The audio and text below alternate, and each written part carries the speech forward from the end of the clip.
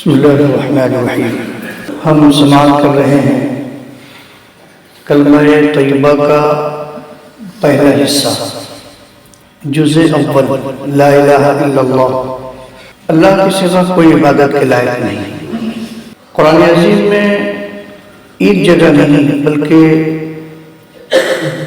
50 مقامات پر اللہ رب قدیر نے خود ارشاد فرمایا، جیسے وَإِلَٰهُكُمْ إِلَٰهٌ وَاحِدٌ، اس میں بھی رب تبارک و تعالیٰ نے یہی ارشاد فرمایا، الف لام میم اللہ لا الہ الا هو الحی القیوم۔ وہاں بھی رب نے ارشاد فرمایا، شہد اللہ انہ لا الہ الا هو والملائکۃ وَأُولُو الْعِلْمِ۔ یہاں بھی خود رب نے شہادت دی کہ اللہ ایک ہے اور وہی معبود ہے، یعنی صرف وہی، اسی کی عبادت کی جائے۔ ایک جگہ نہیں، بہت سارے مقامات پر اللہ تبارک و تعالیٰ وہی اکیلا ہے، وہی سب کا خالق ہے، وہی سب کا مالک ہے، سب کو وہی رزق دیتا ہے، سب کو وہی پالتا ہے، سب کو زندگی وہی دیتا ہے اور مارتا بھی وہی ہے۔ لوگ بیمار ہوتے ہیں، شفا بھی وہی دیتا ہے۔ یہ ذرہ ذرہ قطرہ قطرہ سب اسی کی تسبیح پڑھتے ہیں اور اسی کے حکم سے سب ہلتے ہیں اور کام کرتے ہیں۔ درختوں میں نئے پتے آتے ہیں، وہ بھی اسی کے حکم سے، اگر وہ ہلتے ہیں وہ بھی اسی کے حکم سے، اور اگر گرتے ہیں تو بھی اسی کے حکم سے۔ اس دنیا میں انسان آتا ہے، وہ انسان کے ذریعے سے آتا ہے، ماں باپ کے توسل سے آتا ہے، لیکن پیدا رب فرماتا ہے، هو الذی یصورکم فی الارحام کیف یشاء۔ ماں کی شکم کے اندر جو انسان کی شکل بنتی ہے وہ بھی رب ہی بناتا ہے۔ اسی نے انسان کی شکل اور انسان کا جسم اسی نے بنایا ہے۔ آج جو انسان کی شکل ہے، جو اس کی صورت ہے، وہ اتنی خوبصورت ہے کہ وہ کسی دوسرے کی ایسی شکل بنائی نہیں۔ یعنی انسان سب سے تمام مخلوقات میں سب سے افضل ہے تو سب سے خوبصورت بھی ہے۔ چاند کو تو ایسے کہتے ہیں کہ چاند بہت خوبصورت ہے، چاند سے بھی زیادہ خوبصورت انسان ہے۔ اس سلسلے میں آپ نے سماعت کیا ہے، انشاءاللہ کبھی دوسرے موقع پہ آپ سماعت کریں گے کہ انسان کو سب سے خوبصورت بنایا ہے۔ جہاں پر پیشانی ہونی چاہیے، جہاں پہ آنکھ ہونی چاہیے، جہاں کان ہونی چاہیے، جہاں ناک ہونی چاہیے، جہاں منہ ہونا چاہیے، جہاں سینہ ہونا چاہیے، جہاں پہ ہاتھ ہونا چاہیے، اگر ان جگہوں سے بدل دیا جائے تو انسان ویسا کام نہیں کر سکتا۔ یہ رب کی قدرت ہے اور ہم اس پہ غور کم کر پاتے ہیں۔ کسی بھی حال میں اس کے ذکر سے انسان کو غافل نہیں ہونا چاہیے۔ اتنی نعمتیں اس نے عطا فرمائی ہیں، یعنی رب نے، اسی نے سب کچھ پیدا کیا۔ اولم یروا انا خلقنا لهم مما عملت ایدینا انعاما فهم لها مالکون۔ ذللناها، آپ اگر غور کریں آیت قرآنی پر، رب نے سب کچھ فرمایا ہے۔ انسان کو پیدا کیا، پھر انسان کے لیے دوسری نعمتوں کو پیدا کیا، دوسری مخلوقات کو پیدا فرمایا۔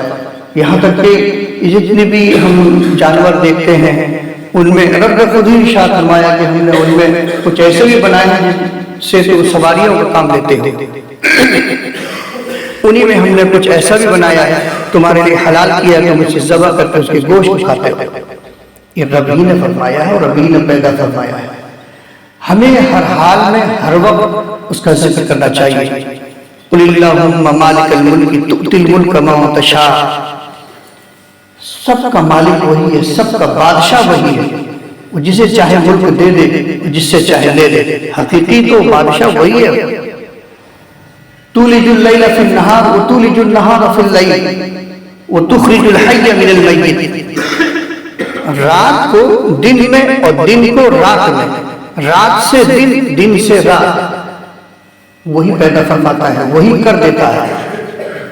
اور یعنی زندہ سے مردہ اور مردے سے زندہ بھی وہی پیدا فرماتا ہے.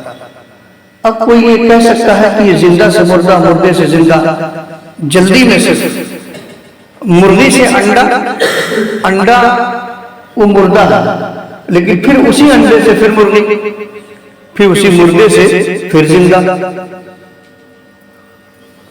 حضرت امام اعظم کی بارگاہ میں کوئی سوال کیا کہ یہ بتائیے کہ اللہ ہے، وہ اللہ کی ذات تو کون ہے؟ تو سوال کرنے والا ایک دہریہ تھا جو رب کو مانتا ہی نہیں تھا. تو پھر اس کو سمجھانے کے لیے آپ نے فرمایا تھا کیا کہ ایک درخت خود بخود نکل آیا اور خود بخود کٹ گیا، خود بخود اس کے پٹرے چر گئے، اور اس کے بعد وہ خود بخود اس کے تختے بن گئے، خود بخود کشتی بن گئی، خود بخود کشتی دریا میں چلنے لگی، اس پار پہنچ گئی. تو مسکرانے لگا، کہا کہ خود بخود کوئی کام ہوتا ہے؟ تب پھر آپ نے خود فرمایا جب خود بخود ایک کشتی نہیں بن سکتی، یہ پوری دنیا کے نظام کو کون چلا رہا ہے؟ خود بخود اس دنیا کو بنایا کس نے؟ نہیں، رب ہے. کوئی ہے کہ جس نے اس دنیا کو بھی بنایا ہے اور چلاتا بھی ہے. حضرت امام شافعی سے کسی نے پوچھا اس کی دلیل کیا ہے کہ رب ہے؟ تو آپ نے فرمایا کہ جو شہتوت ہے نا، شہتوت جو کھاتے ہیں، یہ اس کی پتیاں، یہ دلیل ہے کہ رب ہے. کہا وہ کیسے؟ کہا کہ وہ ایسے کہ شہتوت کی پتی کو اگر ریشم کا کیڑا کھا لے تو وہ ریشم دیتا ہے، ہرن اگر کھا لے تو وہ کستوری دیتا ہے، اور اگر بکری کھا لے تو صاحب وہ بینگنی دیتی ہے، اور شہد کی مکھی اگر اسے کھائے تو وہ شہد دیتی ہے. پتی ایک ہے، جانور بدل گئے تو چیز بدل گئی. یہ رب فرماتا ہے، یہ رب کرتا ہے، یہ اسی کی طاقت ہے، چیز ایک ہے. حضرت امام مالک سے، حضرت امام احمد بن حنبل سے کسی نے پوچھا کہ رب ہے، اس کی دلیل کیا ہے؟ تو فرمایا کہ وہ اس کی دلیل انڈا ہے. تو کہا وہ کیسے؟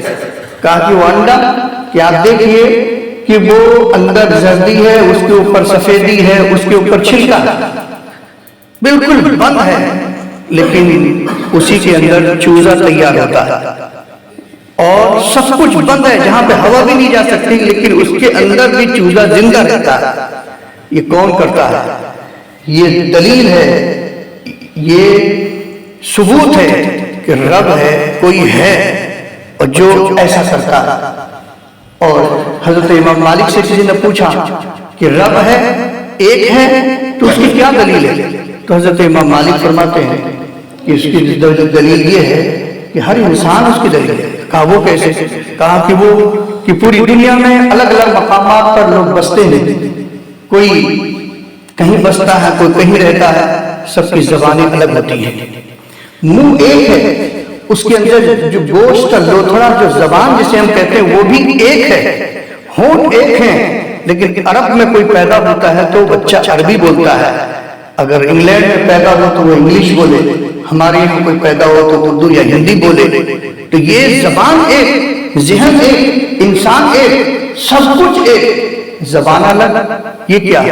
یہ رب کی اس کے ذات کی نشانی ہے کہ وہی ہے کہ لوگوں کے ذہن و فکر میں، ان کے زبانوں میں زبانیں بھی الگ فرما دیتا ہے.